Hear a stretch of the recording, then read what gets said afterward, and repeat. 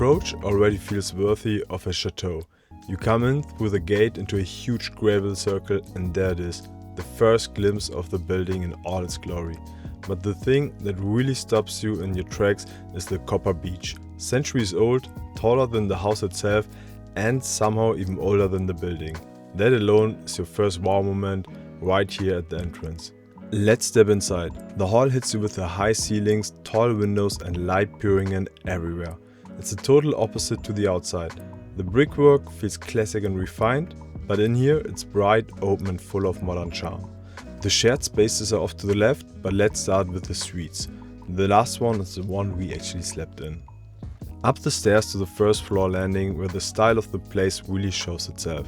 Everything beautiful put together, a couch to sit on, and these little decorative pieces in the back that genuinely made me smile. To the right is Suite Levante, the garden view. It's one of the smaller suites, though you've still got more than enough room. The fireplace catches my eye straight away, and the whole space feels warm and open, thanks to those high ceilings. The big bed in the middle makes you feel like the lord of the manor. And there's even a desk, so if you really do have to work on holiday, at least you'll have a beautiful view while you do it. But my favorite part is the bathroom. There's this big sweeping mirror and these blue tiles that look seriously good. And in the shower they run floor to ceiling, which makes an already generous space feel even bigger. And that's the trick throughout the whole building. Plenty of original historic details, but nothing ever feels dated because it's balanced with bright modern touches.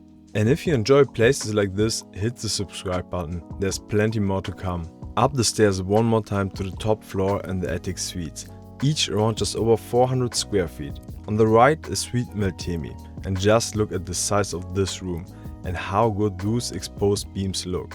Even up in the roof you barely notice the slopes. In the corner there's a chaise longue that, I'll be honest, makes me picture a Roman emperor being fake grapes. In the center, fitting the chateau theme, sits the big bed. That alone would make a complete bedroom. But the real highlight hides behind it, the bathroom. Open from both sides, you've got two mirrors, a sleek modern basin on a wooden top, and the stove that show a big freestanding bathtub. Let's be honest, a freestanding tub always looks elegant and instantly lifts the room.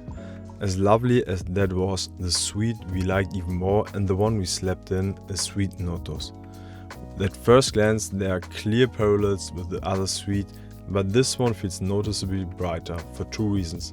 It faces south, so more light comes in, and the soft blue on the walls lift the whole room. You've got the same massive beams and high ceilings, which make it feel very spacious, plus a large desk and two comfy chairs. In the middle is a king-size bed that's super comfortable. Not too firm, not too soft. What completely surprised me were the bedside tables. I'd assumed they were hollow tree trunks at best, but the moment I tried to move one I realized they are solid and seriously heavy.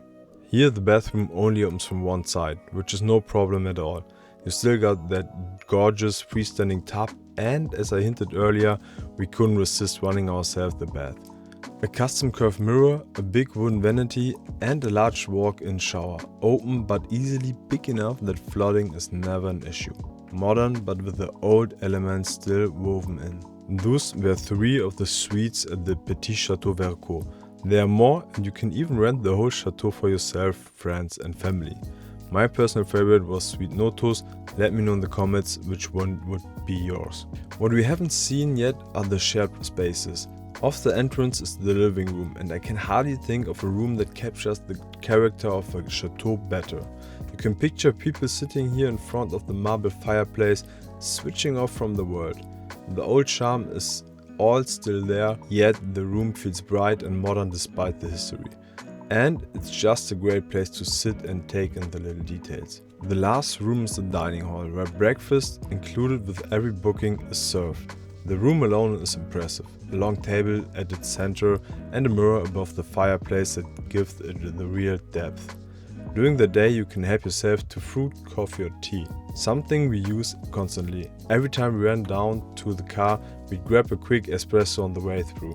But the real highlight was breakfast. Fresh baguette from the bakery, pain au chocolat, croissant, that's typically French. So my final thoughts. The thing that stands out most is the atmosphere. You're staying somewhere genuinely elegant with spotless, beautiful equipped rooms, and yet it never feels stiff. And with an interior unlike anywhere else, it's a special place to stay.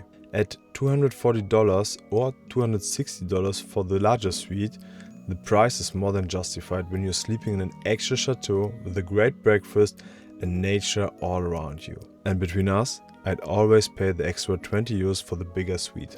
I hope you enjoyed this video. Let me know in the comments what you think of this chateau and whether you would like to stay here yourself. I have added all the important informations in the description. See you in the next video.